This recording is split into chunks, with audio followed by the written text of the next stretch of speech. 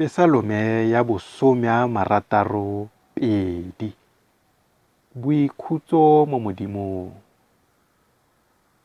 Pesalome ya ga Dafita e kwaletsweng mo Pedisi, e opelwang ka moopelo wa ga Jeduthune. Mowa wa me o didimaletse Modimo fela. Thuso ya me e tswa mo go ona. Ke yona fela lefika la me le thuso ya me le kago ya me ya phemelo. Ga nkitla ke tshikinyega thata. Lo tla kgwelogela motho go leele go le kae. Lo rata go mmolaya lotlhe. E tswe a tshwana le lobota lo lo sekameng le lorako lo lo batlileng go wa. Ba kantse fela go mo diga mo bogolong jwa gagwe. Ba natefelwa ke maaka. Ka molomo ba tshegofatsa, mme mo teng ga bona gona ba hutsa.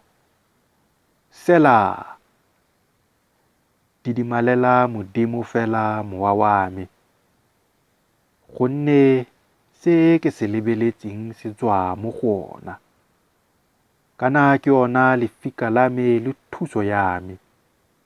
Ke kago ya me ya phemelo. Ga nkitla ke tshikinyega. Pholoso ya me e mo Modimong. Le tlotlo ya me. Lefika le le thata la me le mo Modimong.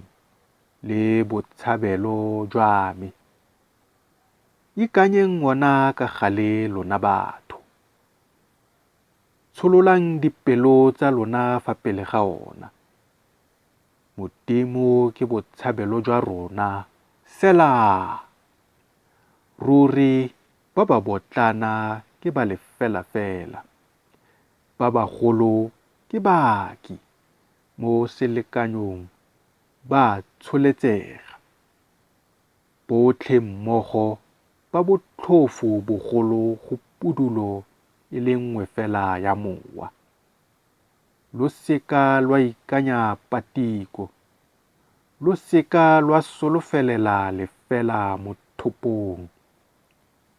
Fa khumo e ata, lo seka lwa ikgomarela ka dipelo. Modimo o buile gangwe, nna ke utlwile gabedi, gore thata ke ya Modimo, le bopelotlhomogi ke jwa gago, Morena, gonne o duela mongwe le mongwe ka fa tirong ya gagwe.